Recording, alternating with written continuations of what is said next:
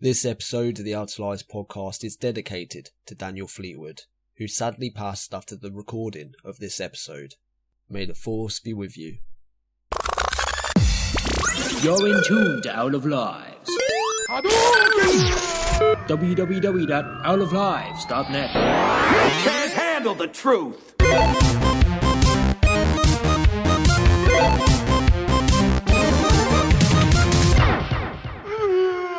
Hello and welcome to the Out of Lives podcast. I'm your host, Scott Sedman, and today I am joined by Ross Miller. Hello. Metacritic himself, Meta. Hello. I've probably got that right. Yeah. I got it right. I'm good with that. It was right. And Mark, how are you doing, Mark? Not too bad. Well, let's get straight into things. What was our highlights of the week? We'll start with you, Ross. My highlight of the week was a bit of TV, actually. It was The Leftovers, episode 4, which was just absolutely phenomenal this week. I don't know, is anyone else here watching The Leftovers? Or? No. I'm kind of waiting for it to all go the way through and then just sit down and binge watch it all in one go. Yeah, well, that's probably a good way. But for the second season in a row, episode 4 has probably been the best one. And it's got one reason. It's because it's former Doctor Who himself. Don't you see his dick? Oh. Yeah, that was a highlight of the whole episode, Scott. I was building up to that moment, you know what I mean? But yeah, you get to see it. So Christopher Eccleston's episodes are known in The Leftovers as being really, really good, and this season's one did not disappoint. It was absolutely fantastic. But I don't want to spoil it for people who haven't seen it, but if you can, watch the first season up to episode 4 because you're going to love it, and then power on through to episode 4 of the second season because it's just fantastic viewing. Oh, well, that's awesome. Short and snappy, I like it. Yeah, and why not? And was his penis impressive? I never paid that much attention to it. To be fair, he was That's a lie. in an awkward position. Maybe a small lie. But yeah, no, it was more impressive than yours, that's all I can say. Whee! I'm young. I've got time to develop. He's a grower. I don't think it works like that. I'm a real boy. Mark, what about you? What's your highlight of the week? For this week, I've been playing a lot of Halo 5 Warzones, which it's just so good. It takes some of the best parts that I liked about Big Team Battle with a lot of vehicular combat and some of the stuff from Invasion game type that I had in Halo Reach and just kind of mashes it together into one sort of fun online experience. Still yet to play through the campaign though, so it shows like how good the multiplayer is that I've just kind of left the campaign at the wayside. Yeah, I mean, we all have so much fun on Warzone. It's a good Sunday night. Oh yeah, it's a good Sunday night. But funny that's what you're doing on Sunday nights, playing Halo or recording a podcast. or in this case, both. And you, Meta, what was your highlight of the week? I think I'm going to take the international trailer coming up for Force Awakens. Kind of sneakily come out, and it's a little bit different to what we've seen on the European release. And I just found it quite interesting how they've taken a different perspective on what they've put out for us. Again, just as exciting as what I've seen on our trailer, but it stirred the emotions a little bit again. And that's all we'll say on that because I haven't watched it and I'm definitely not watching it. Oh, there's too much out there for Star Wars, right? We had 2 trailers and it was perfectly fine, and then you go and do this one and everyone's like, I keep seeing that one screen grab with the red lightsaber near Daisy Ridley's face, and I'm like, nope, that's enough for me. I do not want to watch this trailer. That is dying to get photoshopped. And I'd say my highlight of the week is probably Black Ops 3 Zombies. So fun. I picked up the game I didn't pick it up because I downloaded it digitally.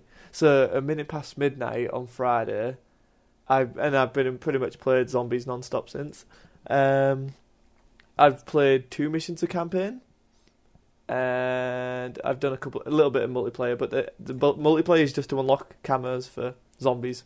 So yeah, priorities. I'm doing the Call of Duties right this year. Now, regular listeners may note that our own Kev Tarn is not on this episode, and for a change, he's not actually playing Best Destiny. The guy hasn't been off COD. Every time I've walked into Xbox, he's been on COD all weekend.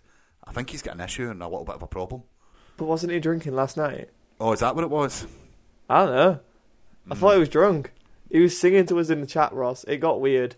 The problem that he might have, it's like taking a drug addict from one drug to another. It's like, oh yeah, he's doing heroin. Well, at least he's not doing cocaine now. Like, We're weaning him off his first-person shooters. Slowly, we'll get him there. On We'll the get him there. MOBAs. He'll be on MOBAs by the end of the year. Right, well, Scott, I think we're going to move on to some news. So it's time for the download, you say, Ross? The download. So number one we have on the list here is the official Warcraft trailer dropped this week. So we're directed by Duncan Jones. The movie will chronicle the war between humans and orcs. But instead of telling a story of good versus evil, the Warcraft film is going to show us both sides of the fight.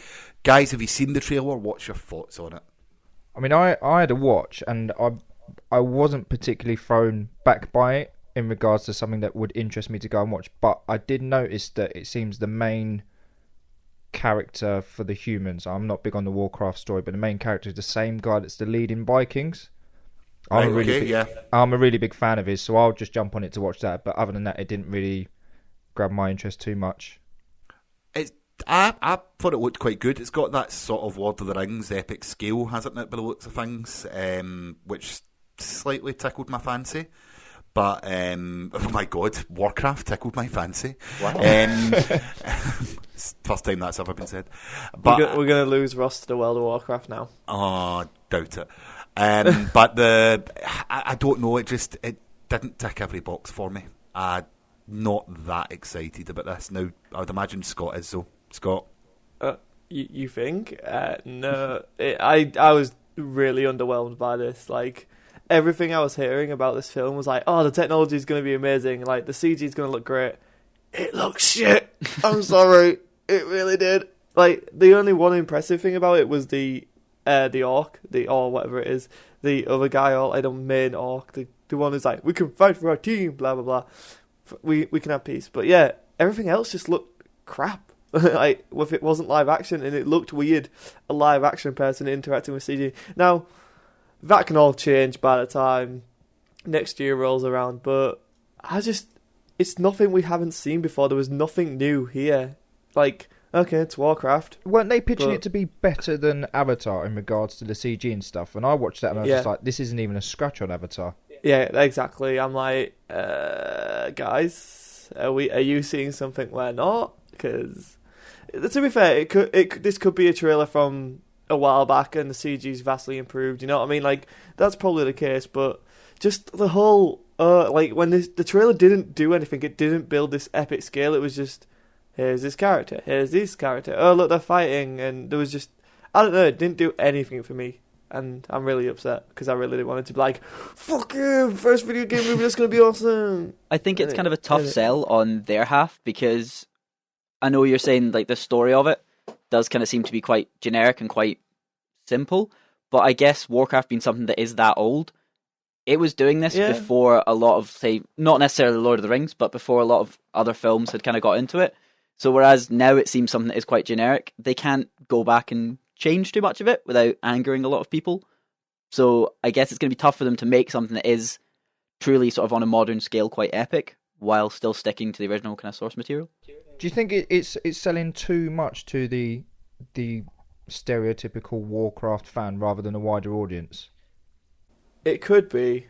I don't know. There's just something about it. Like, nothing seemed inspired. Like, in my mind, doing a video game movie, you need to be inspired. You need to bring some creative visuals to the cinema. And everything in that trailer was something that's been done before. And I was just disappointed. Like, you have the Griffin coming in, and it's a guy jumping off something onto a flying beast. How many times have we seen that? Seen that in Avatar? Yes, it's Avatar. This is Avatar 2, guys. We've all been tricked. Yeah, I'm thoroughly underwhelmed. That's my closing. So I think overall, at least we can turn around and say that we're all quite underwhelmed with that, but time will tell if Duncan Jones can deliver. I hope he can. I hope so as well. But next bit of news, sticking with the movie and the game theme, is that the Witcher movie is coming in 2017. So, basically, Sean Daniel Company has announced it's going to work with, is it Plateague Films, is that right, on the project? The Sean Daniel Company are the producers of the Mummy series, but don't let that worry you, because I think one of the Mummy films is actually pretty good. I like the first two Mummy films. Yeah. The Tomb of the Dragon Emperor, not so much. In a press release, they revealed that the movie will star Geralt of Rivia, but will not be a straight adaptation of any of the novels and games. I think that's the best idea. That's the best call. Yeah, is it Tanya St. John is writing the script, which that's the Grimm and Buffy writer. Oh, cool. Oh, that's cool. So yeah, should be okay. But anyway, I know they're planning this to be a big sort of not just one movie and to be part of a full series. So let's see if it translates well. They did do it in Polish before, I believe.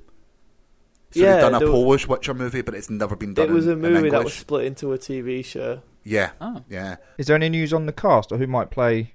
Thomas Basinski, I think, is rumoured to be in the main part as Geralt, but I don't know anything else, and I didn't really recognise the name. I might IMDb him just now. Is it a foreign film or is it is it Westernized? Like, is it English language or? It's English language. That's what they're really making a big thing about the fact that it's an English language movie. Well, I mean, Witcher 3 sold impressive. It has to be an 18 rated film, though, right? It has to be. Is it going to be though? Or I don't know. I mean, I guess they could bring it down to 15. I mean, it probably would work as a 15 rated movie, but I don't know. Then how much violence can you get in? If it's mythical creatures, I probably think they might get away with it. They might get away with it. It could have the same kind of problem that the Warcraft movie could have, in that you don't know whether they're going to aim it specifically to people who've played The Witcher or to a more sort of wider audience, which could end up. I feel Witcher could Witcher's got a key thing to it where it's a guy killing monsters. Like that's the basic premise you have of that. And everyone really liked The Witcher 3, and it's got so much positive buzz that I think it could ride the curtails of that. So the gamers are going to go and see it. People who have heard about this franchise now are going to go and see it. Sorry, Tomek Bagzinski is a director, sorry, not the actor. I don't know anything about cast.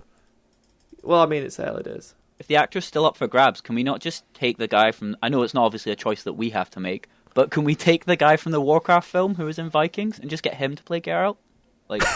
Because surely that could work. Yeah, it probably would. I mean, who would you like to see play Geralt? I hadn't even thought about this. Man. Who would you like to see Geralt of Rivia be played by? I don't know if it's just because he's me. big. Oh, well, yeah, Ross, clearly. Big shout right Ross, there. you'd be pretty good at it. Yeah.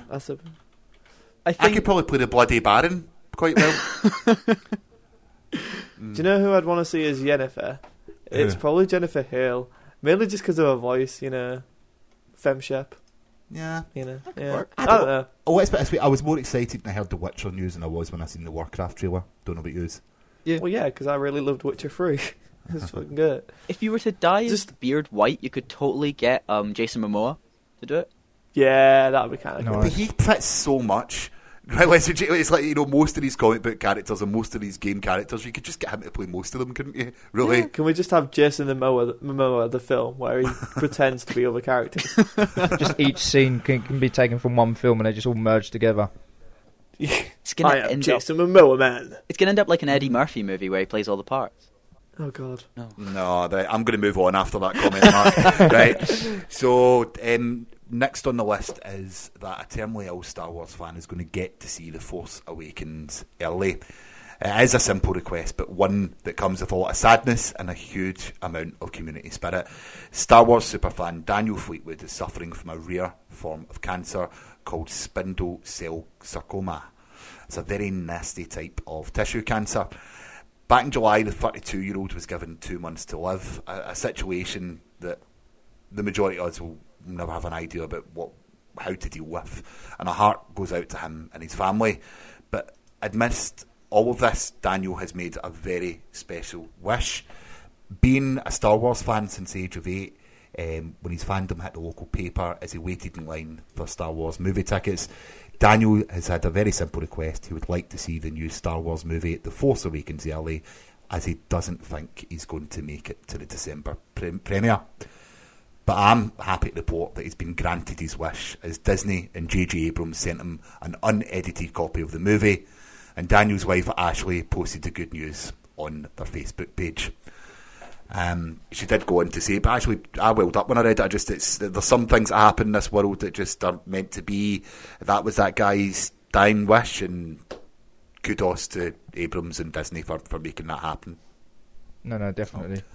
Yeah, so anyway, we don't usually go into serious or sad news on this, but I just thought that was a really, really good story to get across this week anyway. Of course, okay. yeah. It's lovely when people do that. It's good. Yeah, it's good. So we'll move on next to Halo 5 Guardians, which has sold 400 million of software and hardware just after 1 week on sale, according to Microsoft, which has actually pushed the series past the $5 billion mark. Jesus Christ.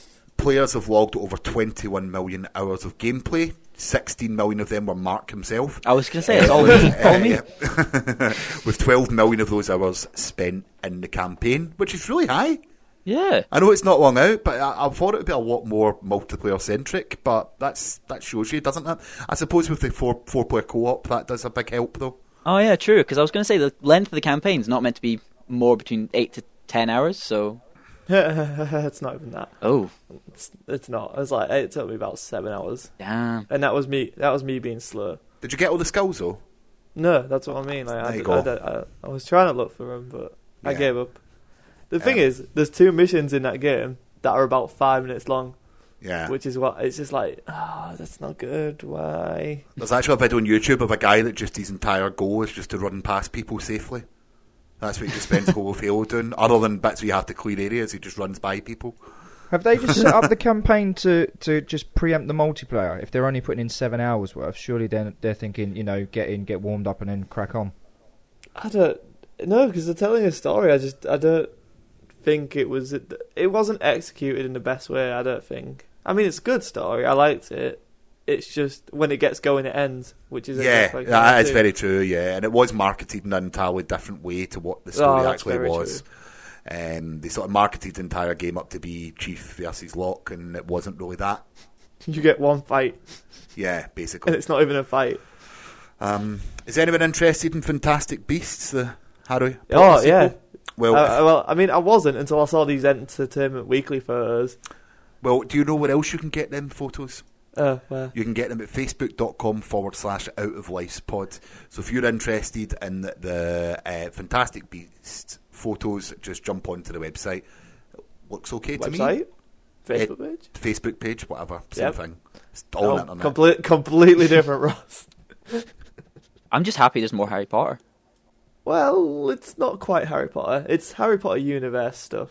Some of the bits and pieces that they're going on about, basically because it's set in America, they don't refer to people as muggles, they refer to them as non-mage, which just sounds a bit like somebody's tried to say nomad and has a stroke halfway through.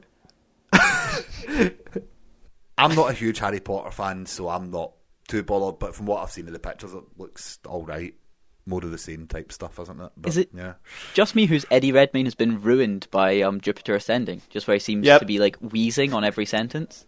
I just have... Eddie Redmayne. Lol. What? Good joke. He was terrible in Jupiter Ascending. I'm sorry. Like, he was either screaming or being very quiet, and both times he looked like a twat. Well, I thought he had like prosthetics on, like for that, but I realised that's just his face. Like, he was fantastic in The Theory of Everything. Yeah, that's the thing. I didn't know that it was him in The Theory of Everything. I came out, I'm like, I like that actor, and I was like, that's him. Oh, sure. And he played Marius in Les Mis, so what's not to like? just me? All right, okay. A new His Dark Materials adaptation has come to BBC One. So BBC One is working with New Line and Doctor Who producers Julie Gardner and Jane Tranter to make an 8-part series of Philip Pullman's excellent book series, His Dark Materials. Did I say Matters at the first? No, he said Materials. That's all right then. I'm correcting myself and I didn't even make a mistake.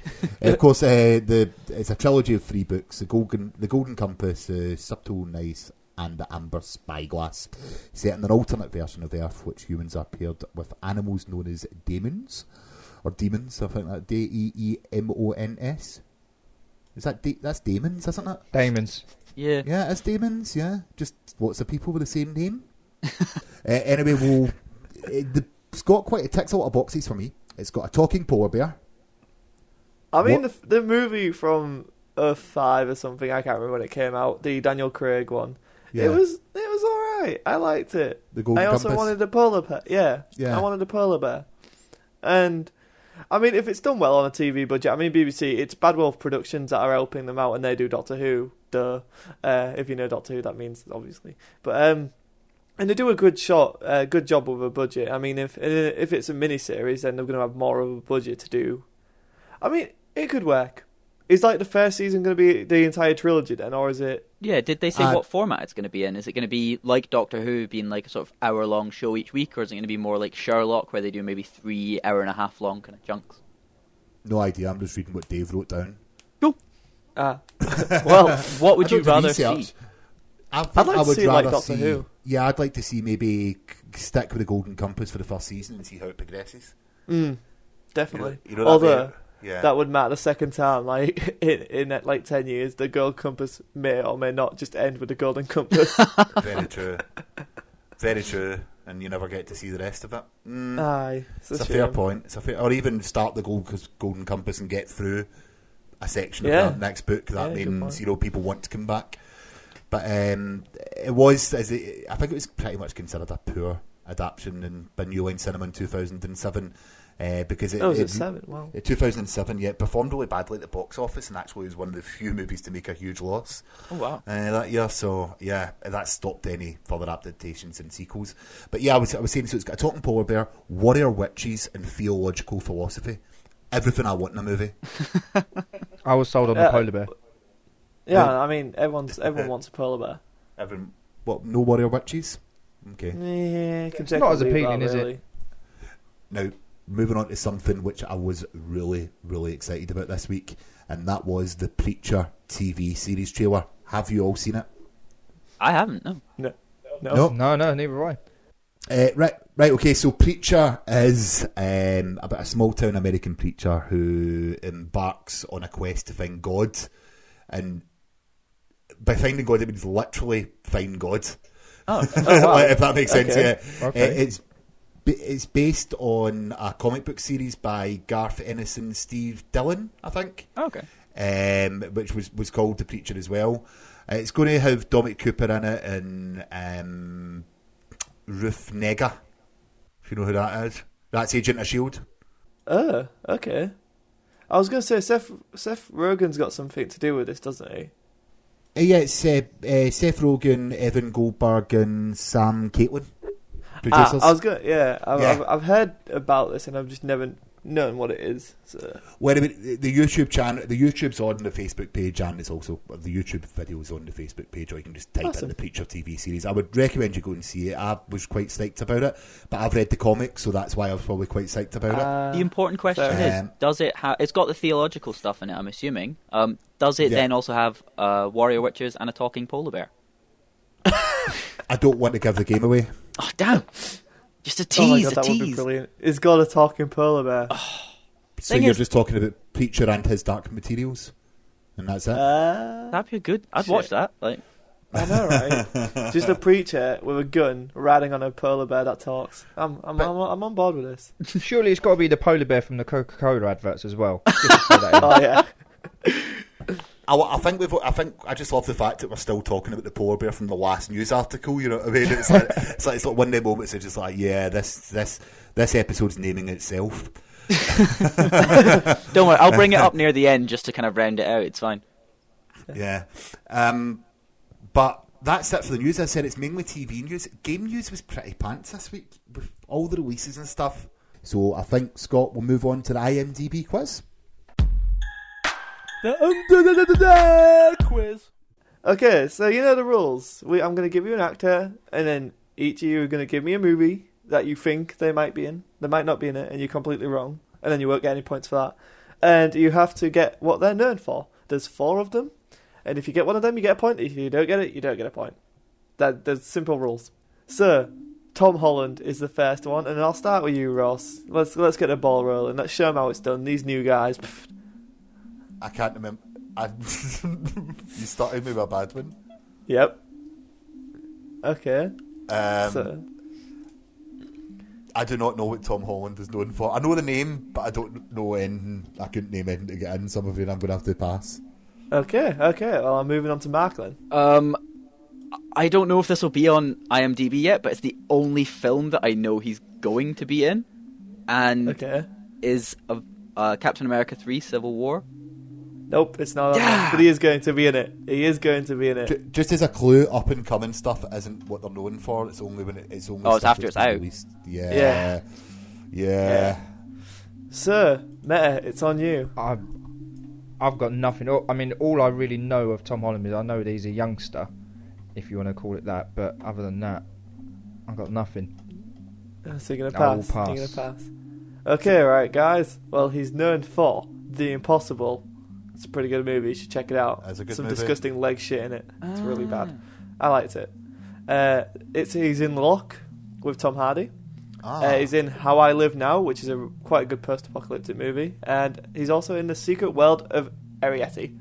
So, some pretty big movies on there. You guys should have known who he was. He's also Peter Parker. So Yeah. It's an important one, really. Yeah. Okay, next up is Jane Levy. And I'll start with you, Meta. Not a clue. I'm going to suffer in this game, I can tell you that already. What about you, Mark? Oh, she's in a TV show. It's like Suburb. Fuck. I cannot remember the name of it, but it's like Life in Suburbia. Oh, you're so close. I'm going to give you half a point. Cool. I'm going to give you half a point. I'll take it. Whoa. If I say it's correct name here, I get a full point. Oh, fuck. Oh, wait, do you know the correct name? Suburgatory. Oh, shit. No, you stole it from me, man. Could have been. I could also give you another one if you want. I could give you she's in the Evil Dead. She is. She is in Evil Dead. That's it. That's all I can say. I don't know anything else. Okay. Right. Well, you only get 1 point. Yeah. You were close, Mark. You were close. I'll give you that, man. Yeah. I'll give you half a point. You got a point for trying. Half a point, even. So the score, just if anyone's keeping track. Ross, you'll have 1 point. Yeah. Mark, you have half a point. Yes. And Meta, you got a medal for trying. Hey, he's taking part that counts. Yep. That's all that matters. Next up is Sean Penn, and I'm going to start with you, Mark. Oh god, I know the guy. Don't know any films that he's in, however. Oh, God, Jesus Christ. I'm gonna go with The Aviator because I cannot think of anything he's in. I don't know if he's in that, but it's not what he's known for. Ross, what about you? Mystic River? Ross, are you on IMDb? No. Because you are right. I'm right. not. He's in Mystic River. He's in Mystic River. Is it known for though? Yeah. Yay! And now you, Meta. Didn't he do? He was in one of the war films, not Saving Private Ryan. What was the other one? Thin Red Line. Is it Thin Red Line? Is that what it is? He might be in Thin Red Line. I'm going to Google it. He is in the Thin Red Line. Sadly, it's not what he's known for. He's known for 21 Grams, Milk, and Dogtown and Z-Boys. I actually want to find out what that film was about, because that sounds awesome. So yeah, next up is Elizabeth Henstridge. And I'll start with you, Meta. I'll start with you. Henstridge, not a clue. Not a clue. Okay. And I'll move over to you, Mark. I've got one. Okay. She is in Agents of S.H.I.E.L.D. If it's her most known for, indeed. I don't know. But she is known for it as well. yes! You are on the board. You are half a point behind Ross, unless Ross gets something else. Ross. Not a clue. Well, Mark, you've got to get half a point somewhere. Oh, God. We're going into the final one. And this could be make or break, because I think Mark's clocked on now. Sir, Meta, Brett Dalton, what's he in? Brett Dalton? Yes. There is a video game on this note for. I shall add that. He's in Agents of S.H.I.E.L.D. as well, isn't he? Oh, he is. That's on his note for. That he is on his note for. Sir, we'll go to you, Mark. Oh, get lost. That's me absolutely done because that's all I had. I've got nothing. In tradition of Scottish people saying the wrong answer, The Hunt for Red October. He is not. I'm sorry. And Ross, I feel like you know the video game he's in. How do I know the video game he's in? Have I played it? Have you not? I don't know. Maybe. You should know what it is. I've talked about it on the show. I think. Any more clues? There's no, because you've already won. Aliens calling no Marines. Fuck's sake. No. Brett Dalton's other known for was a film called Besides Still Waters, Killing Lincoln, and the video game that he's known for is Until Dawn. Ah. And that's actually what he's known for. Yeah. Oh, that's quite impressive. Yeah. Right. So Ross is the winner of that. Yay! Good try from Mark. And Meta, you got a point. Hey, I'm in. You got a point. This week, we've been talking a lot about video games and what's come out, what's coming out. But Ross, you have an interesting point you want to talk about. Yes, I do. Basically, this is the scenario, right? From any game released from today onwards, up until Christmas Day, you only have enough money in your back pocket to buy one game. What would that game be and why?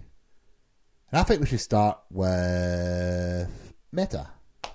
I think if I had one amount of cash for one game, I think I'm going to go with Star Wars Battlefront.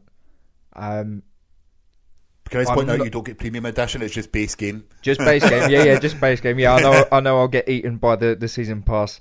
I'm not the biggest fan of first person shooters, especially online. Never been a big fan, but I jumped on that beta, and I think for 3 days straight, it's the only thing that I could see, hear, and think about. I don't know whether it's just a nostalgic feel and getting kind of caught up in the Star Wars madness that's going to be hitting us with the film coming out and then the film every year. But I think that's where I'm going to be banging my buck down. Cool. Right, okay. Fair enough. Mark? I'd probably have to go with Tomb Raider. Just because Xbox, Microsoft have really smartly given everybody the last game.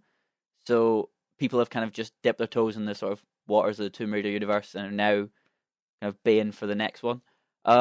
Mainly, I really enjoyed the first one, and having replayed it recently has kind of got me set up for getting a bit more of it. Plus, I think it's more of a cinematic experience, and that's something, don't go to the cinema that often, so it's something that I kind of get more through games. So yeah, quite looking forward to it. I'm looking forward to Tomb Raider as well, to be honest with you, but I only get one choice of game, and I think, I really don't know. It's quite hard, isn't it? I think I'm going to go for Just Sing. Which, or no, sorry, that's not right. It's Now I Can Sing, isn't it? What? Is it like, no, that's what I call music? It's like Now That I Call Music. It's the latest Now I Call Music, but it's got karaoke stuff of it. You get to listen to all of your favourite artists. You got all the videos. You even get a couple of USB mics to plug in, and you can sing along until your heart's content.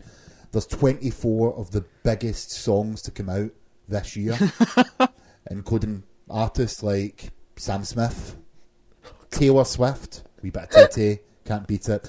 And also, unfortunately though, Who's Molly is not on it. Otherwise, we'd all been happy. But yeah, I can just see my wife and I just singing there. My 5-year-old, we're going to get down and just sing till Christmas, basically. I can't tell if he's serious. Like, he might be, but just... He could be, that's the thing. Do we buy it for him and find out, or...? I've already got it in pre-install. Then how did you get the USB mics? I don't have them yet. Did they come to your house? No, to be honest with you, I didn't pay for the game. I got it sent it to review. So, oh, bloody hell.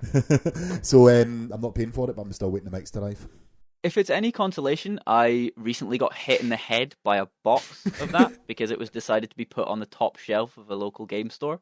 Not fun. Did you sue? Oh no, like I couldn't sue. It was my fault. I was trying to fucking put it up there. Like, oh.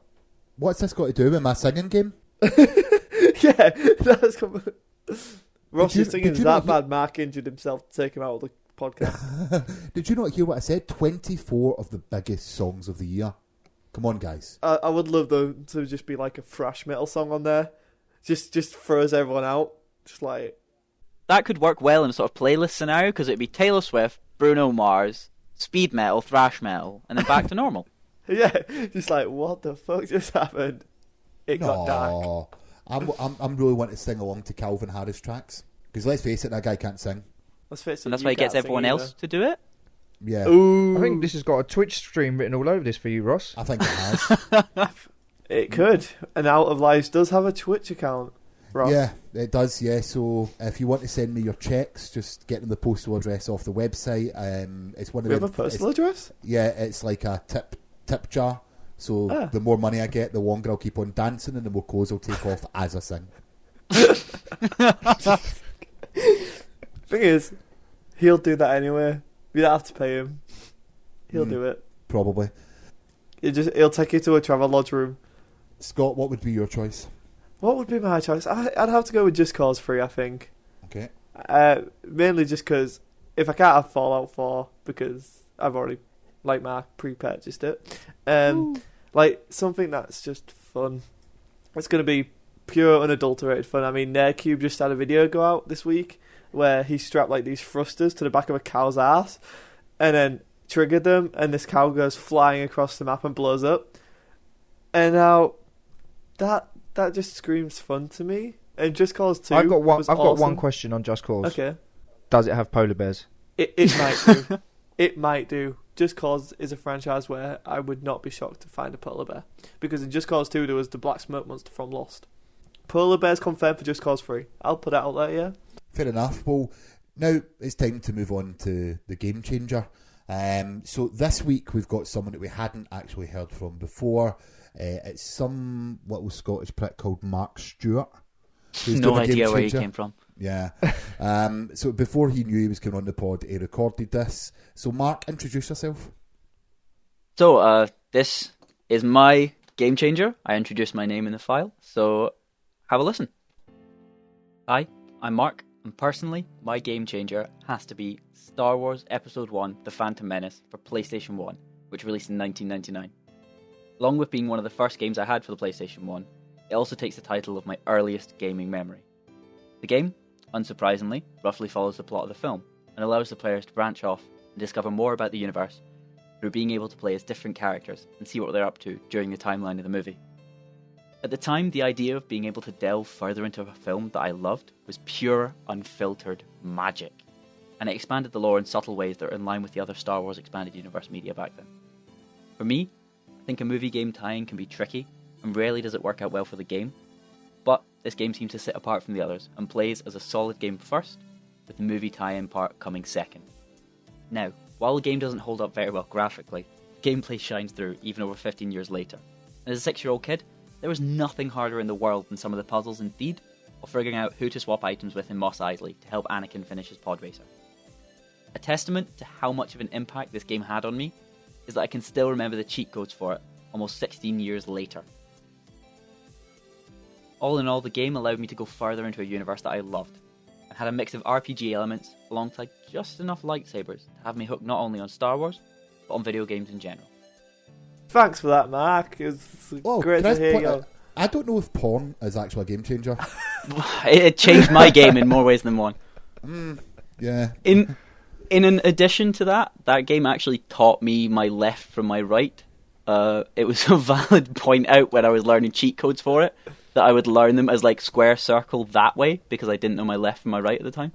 Wow, porn's really come a long way since then. Right, well, make sure, I think people are going to have to tune out of Lives next week, because we're going to have what, next week, Fallout coming out. Oh, most definitely. More hands on COD. We're going to have Tomb Raider and our thoughts about Tomb Raider. Basically, it's probably the most exciting week of the year for games, isn't it? I don't know, Just Cause 3's not out. I was going to say, is we sing out that week as well? Yeah, it's to be fair, it's just out all the time. It's just one of them things. I feel like we have our live podcast show sorted now. Yeah, I think so. Just the lot of us doing karaoke. Yep. So thanks for joining us, guys. Meta, you got anything to plug? Well, the Metacritic blog, if I'm allowed to plug that one. Looking at retro console collections this week. If you want to have a little goosey gander at what your box collecting dust is worth, then have a look. Awesome. Yeah, it's always a good read every week. Yeah. It is actually a good read. Even I find myself tuning into that. Do you tune into a readable article? You do. You can if you like. Yeah. Mark, what are you plugging? Just my Twitter. It's at MarkStewart95, and that is all from me. Ross, what about you? You can, if you want to play Halo with us, we play Halo every Sunday night at 8 o'clock. My gamer tag is RossM1984. That's with a capital R. I'll let Scott I do something else to plug. We this week launched Out of Nowhere, which you can find on Twitter at Out of Nowhere Pod, which is a weekly wrestling podcast under the Out of Lice banner. And actually, the intro music is Simon Miller's band. Yay! And Which you is can quite listen to cool. our interview with Simon Miller from last week. That is very true, and if you missed it, check out our interview with Simon Miller. But search for Out of Nowhere if you are a wrestling fan and want to hear a little bit more about that. Awesome. And just for myself, we've got at Scott794 on Twitter, at Real Radio, and the Real Radio Facebook page. You should all go and like and follow that stuff because there's more coming. 1st December, 3:30, live on Brayford Radio. I'm going to do a live show. That's going to be so fun. But as for the podcast, email in podcast@outoflives.net, right? That's not the email address, is it, Ross? No, that is it. Well done. First time Oh, you've wow, ever I got it right. right. Yes, fucking nailed it. Follow us on Twitter at outoflivespod. Obviously, like Ross said, follow at Out of Nowhere because Chelsea's running that with Oliver and it's awesome. I was meant to be on it, but technical difficulties. Basically, I had to go and have a wank. It was fun. That's not the truth. That's but Whoa. So back in BBC Two in old days, we used to get that funny screen with a girl drawn on the blackboard. That's what they were all doing. And that's all your revelations for this week of Out of Lives. Join us next week for more Out of Lives. Thanks and goodbye. You're in tune to Out of Lives. www.outoflives.net. You can't handle the truth.